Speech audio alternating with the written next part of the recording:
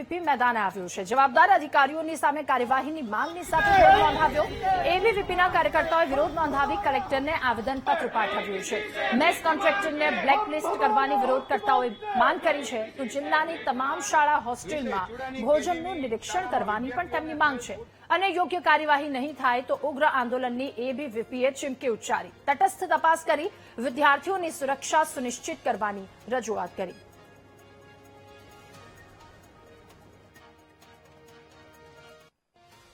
તો આ ઘટના જે બની છે એની અંદર ઘોર બેદરકારી તંત્ર દ્વારા દાખવવામાં આવી છે।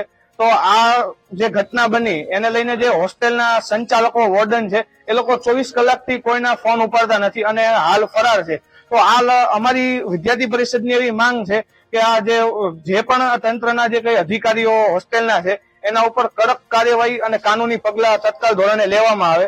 બીજા નંબરમાં કે જે કોન્ટ્રાક્ટરનો જે મેસનો જેનો કોન્ટ્રાક્ટર છે એ કોન્ટ્રાક્ટ છે એને કાયમી ધોરણે રદ કરવામાં આવે અને જે કંપની છે એને બ્લેકલિસ્ટ કરવામાં આવે। અમારી દીકરીઓને બધીને રાત્રે 8 વાગે થોડીક તકલીફ થઈ હતી, પણ આ લોકો એમની રીતે કાર્યવાહી 2 ને કરી હતી, પછી 1:30 વાગ્યા પછી 2-4 દીકરીઓને વધારે તકલીફ પડી, પછી આ એમની રીતે કાર્યવાહી કરતા હતા પણ દીકરીઓને સારું ન થયું।